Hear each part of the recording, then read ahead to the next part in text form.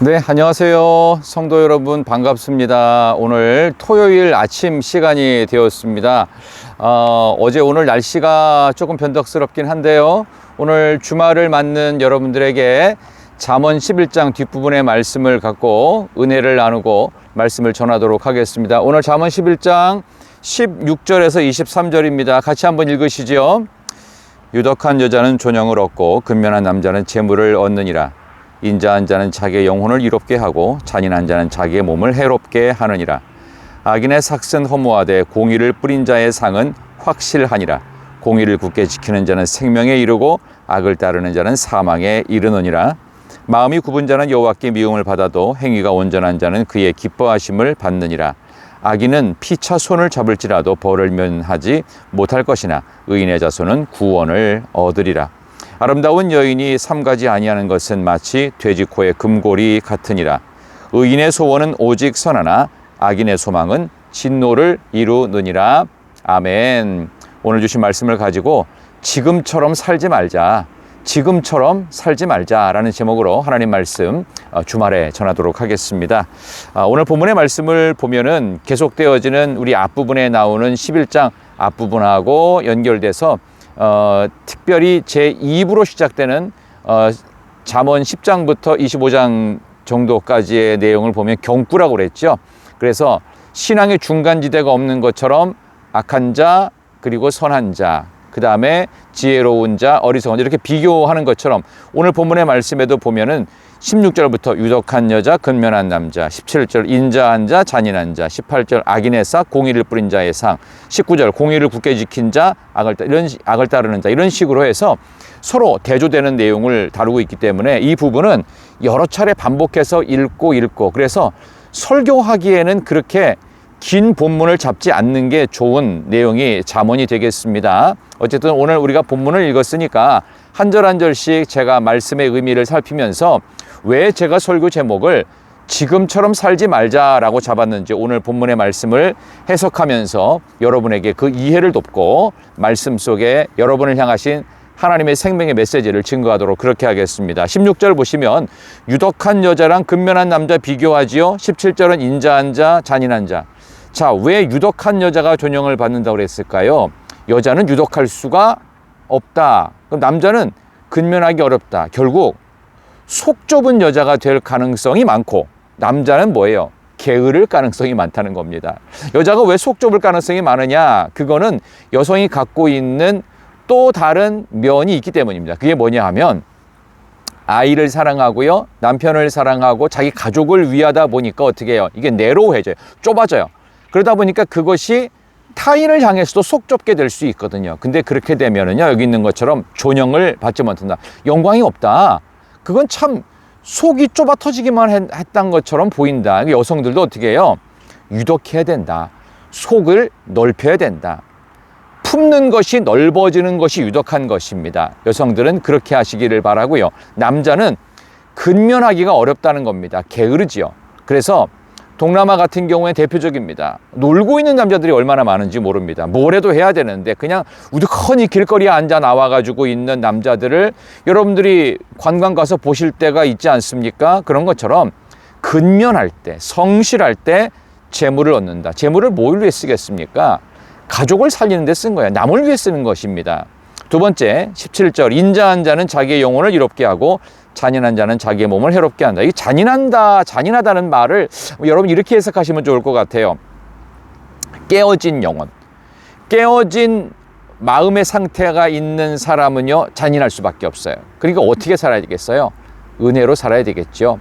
깨어진 영혼도 하나님의 십자가 사랑, 은혜로 회복되어지는 저와 여러분이 되었으면 좋겠습니다. 18절 악인의 삭은 허무하되 공의를 뿌린 자는 상을 확실히 한다. 19절 공의를 굳게 지키는 자 생명에 이르고 악을 따르는 자 사망에 이른다. 20절까지 마음이 굽은 자 여호와께 미움 받아도 행위가 온전한 자 그의 기뻐하시는 받는다. 마음이 굽었다는 것도 아까 말씀드린 잔인해서 영혼이 깨진 것처럼 마음이 굽은 거 깨어진 영혼, 상처 입은 영혼입니다. 그래서 제가 여기서 이런 이야기 하나 해드리고 싶은데요. 우리 삼국지에 보면은 진나라와 진나라가 싸우는 이야기가 나옵니다. 근데 뭐 한문만 다르지 서로 다른 두 진나라예요. 서로 다른 두 진나라인데 한쪽 진나라에 위무자라고 하는 아버지가 살았습니다. 위무자에게는 사랑하는 애첩이었던 조이가 있었어요. 근데 이 위무자가 건강할 때는요, 내가 그 애첩 사이에서 자식이 없었고 그 아들인 위과가 있었습니다. 아들한테 말했어요. 위과야, 너 만약에 내가 사랑하는 애첩이 내가 먼저 죽게 되거들랑 아버지 건강할 때입니다. 반드시 개가를 시켜라. 이제 새 시집을 보내라는 얘기죠.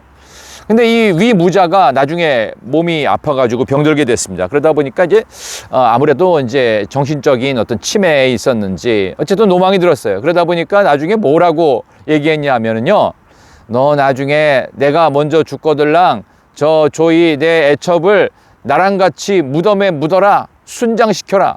아니, 언제는 개가 하라고 그랬다가 이제는 몸이 아프시니까 뭔 그렇게 미련이 많은지 뭐 순장을 시키라는 겁니다.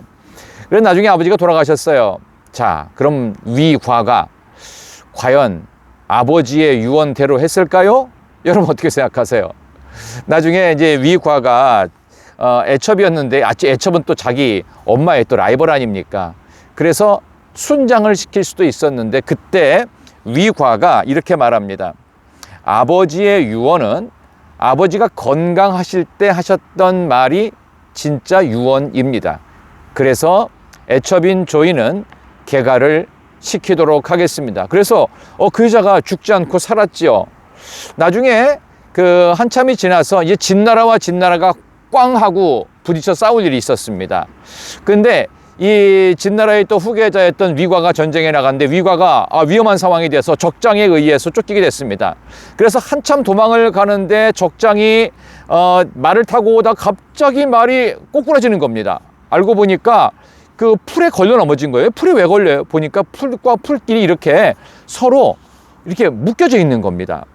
나중에 한참 뒤에 그 사실을 알고 보니까 순장으로 죽을 뻔했던 그 조이의 아버지, 친정 아버지가 이 자기를 살려준 위과한테 너무, 자기 딸을 살려준 위과한테 너무 감사한 마음에 전쟁이 일어나자 적장이 올 것 같은 그 퇴로, 쫓길 것 같은, 우리 위과가 쫓길 것 같은 그 퇴로에 있는 풀들을 밤새도록 묶어 놓은 겁니다. 그래서 결초, 보은, 풀을 묶어서 은혜를 갚았다라는 말이 여기에서 나온 말이 되겠습니다. 자, 바로 그겁니다. 우리가 영혼이 깨어지면 안 됩니다. 다른 사람을 배려해야 된다라고 하는 의미에서 여러분들, 사람들을 좋게 대하십시오. 좋게 대하려면 좋게 말해 주십시오. 결국 그게 뭡니까? 이게 모든 상황을 좋게 해석해 주는 겁니다. 위과가 자기 아버지가 건강했을 때의 유언을 따라서 본인의 생명도 나중에 살렸던 것처럼, 그리고 나중에 진나라가 정말 역전을 시켜가지고 그 죽을 뻔했던 위과가 그 주도권을 잡게 되고 전쟁의 승리를 이루는 놀라운 일이 있습니다. 결초 보은의 심정을 갖고 하나님이 죽을 것 같은 죄인인 나도 살리셨으니 이제 어떻게 해요? 사람들을 좋게 대해야 됩니다. 좋게 해석해야 돼요. 사람에 대한 평가를 할 때 수미양가 참 좋지 않아요? 수는 빼어나지만 우는 뭡니까? 우수한 거고, 미는 아름다운 거고, 양은 양호한 거고, 제일 좋은 게 가라 말씀드렸죠. 가능성이 있는 겁니다. 가능성 있는 사람에게 최고의 투자를 할 수 있겠죠. 그런 것처럼 가장 별 볼 일 없는 사람의 가능성을 하나라도 발견해 줄 수 있는 그런 마음으로 사람들을 대하시면 제일 좋겠습니다. 마음이 굽은 자가 아니라 행위가 온전한 자는 그의 기뻐하심을 받느니라. 연이어지는 27절, 악인은 피차 손을 잡을지라도 벌을 면치 못하지만 의인의 자손은 구원을 얻는다. 구약 성경에 나오는 톨레도트 이 족보에 보면요, 이 족보에 나온 이름들이 전부 다 구원받을 자의 자손들입니다. 여러분, 지금처럼 살지 마십시오. 구원받을 자의 자손처럼, 그리고 사람들을 대할 때 좋게 대우하시고 좋게 해석하십시오. 좋게 말하십시오. 여성들은 어떻게 해요? 속 좁은 여자가 아니라 유독한, 덕이 많이 품어주는 여자가 되시고, 남자는 어떻게 해요? 근면하십시오. 게으르지 말고 부지런한 그런 복된 삶을 살아가시는 토요일 되시고, 내일 주일 예배 여러분 계속되어지는 잠언 12장의 말씀을 갖고 여러분께 내일은 주일 예배로 말씀으로 찾아뵙도록 하겠습니다. 기도합니다. 하나님 감사합니다. 오늘 귀한 토요일입니다. 이 귀한 날에 우리 성도님들이 참으로 귀한 가을에 깊어가는 시간 속에 우리가 인생을 살아갈 때 과연 인생을 어떻게 해석하는지, 깨어진 영혼이 되기를 원치 않는 마음으로 남자들은 부지런하게 하시고 여성들은 유독할 수 있는 그런 마음으로 살아가게 해 주옵소서. 영혼의 깨진 자처럼 잔인한 자가 되지 않게 도와주시고 모든 상황을 좋게 해석하며 가장 우리의 상태가 좋았을 때 했던 말과 그 의도와 목적대로 복된 삶을 살아가는 모든 성도님들 되게 해주시기를 예수님의 이름으로 기도드리옵나이다. 아멘. 귀한 토요일입니다. 내일 주일 예배 여러분들 잘 들으시길 바라고요. 저는 내일 주일 예배 때 아침에 여러분께 잠언 12장의 말씀을 갖고 찾아뵙도록 하겠습니다. 안녕히 계세요. 사랑합니다. 축복합니다.